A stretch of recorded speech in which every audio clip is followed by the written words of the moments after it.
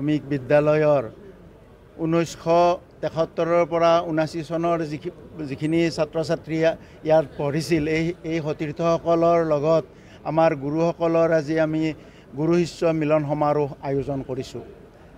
যোৱা আমি 10-12 বছৰ ধৰি বিভিন্ন ধৰণে প্ৰয়াস কৰি আহিলোঁ আমি ইয়াত সফল হোৱা নাছিলোঁ, কিন্তু এইবাৰ আমি আমাৰ সতীৰ্থসকলৰ এটা আমাৰ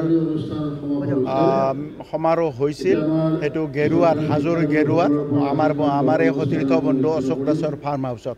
তাত আমি সিদ্ধান্ত লৈছিলোঁ যে এইবাৰ আমি অলপ গৰম কিছু কমাৰ পিছত আমি অলপ এই সমাৰোহটো আমি আয়োজন কৰিম। ইতিমধ্যে আমি আগতে আলোচনা কৰাৰ কাৰণে আয়োজন কৰাৰ কাৰণে ভাবিছিলোঁ, কিন্তু তেতিয়া গৰম বহুত পৰি গৈছিল, সেইকাৰণে আমি নকৰিলোঁ। আৰু তেতিয়া আমি এই সিদ্ধান্তটো লৈছিলোঁ আৰু আজি আমি বহুত আনন্দিত হৈছোঁ যে আমি আমাৰ শিক্ষাগুৰুসকলৰ ভিতৰত 14 জনক আজি আমি তেখেতসকলক ইয়াত পাইছোঁ। তেখেতসকলক আমি আজি সন্মান আমি যাচিব পাৰিছোঁ আৰু লগতে আমি আমাৰ শিক্ষাসূচীৰ বাহিৰেও আমাতকৈ অগ্ৰজ কিছু মানে আমাৰ বন্ধু বুলিয়ে ক'ব লাগিব বা আমাৰ পথ প্ৰদৰ্শক প্ৰাক্তন গৰ্দনিয়ান তেখেতসকলকো আমি নিমন্ত্ৰণ কৰিছোঁ আৰু অনুজ কিছুমানকো নিমন্ত্ৰণ কৰিছোঁ। তেখেতসকলো আজি ইয়ালৈ আহিছে, আমি আনন্দিত হৈছোঁ। আমি মত বিনিময় কৰিম।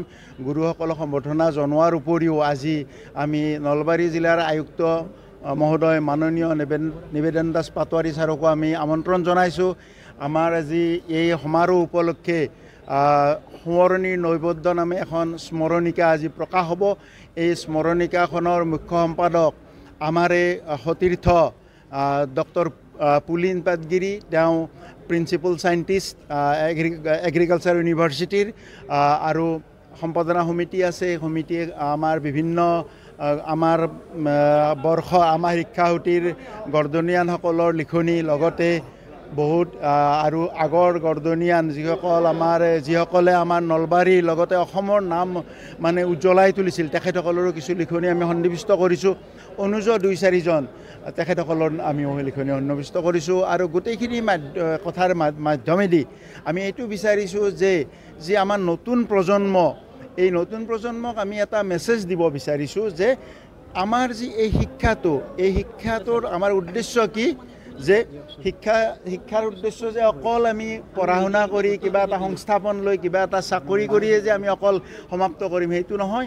সমাজৰ লগত আমাৰ এটা ডাঙৰ সম্বন্ধ হৈছে, সমাজ গঠনত ছাত্ৰ ছাত্ৰীসকলৰ ভূমিকা আছে। গতিকে গৰ্দনৰ পৰা যিখিনি ল'ৰা ছোৱালীয়ে ওলাই আহিব বা আমাৰ নলবাৰীৰ বিভিন্ন অঞ্চলৰ পৰা যিখিনি ল'ৰা ছোৱালী ওলাই আহিব, এইখিনিয়ে যাতে আমাৰ সমাজ গঠনত সঠিকভাৱে এটা ধনাত্মক এটা যাতে দিক নিৰ্দেশ দিব পাৰে সকলো ৰাইজকে, তাৰ কাৰণে আমি এইটো আমি আয়োজন কৰিছোঁ। আৰু আমি আজি খুব আনন্দিত হৈছোঁ যে আমাৰ নলবাৰীৰ যিখিনি আমাৰ সংবাদকৰ্মী, এই সংবাদকৰ্মীসকলেও আমাক যথেষ্ট সহযোগ কৰিছে। আৰু আপোনালোকক মই আমাৰ গুৰু শিষ্য মিলন সমাৰোহৰ আয়োজক সমিতিৰ পক্ষৰ পৰা অতিকৈ আন্তৰিক ধন্যবাদ জনাইছোঁ। আৰু এই যে এই মেছেজটো আমাৰ কাৰণে বা আপোনালোকৰ কাৰণে অকল নহয়, এইটো আমাৰ সমাজৰ কাৰণে। এটা সঠিক দিশত যদি আমি শিক্ষা ব্যৱস্থাটো আগুৱাই নিব পাৰোঁ, তেতিয়া আমি এখন ধৰ্মনিৰপেক্ষ সুস্থ সমাজ এখন আমি কল্পনা কৰিব পাৰোঁ। আমি সকলো সমাজৰ বিষ বাষ্প আমি নাইকিয়া কৰি দিব পাৰোঁ। অশেষ ধন্যবাদ জনালোঁ।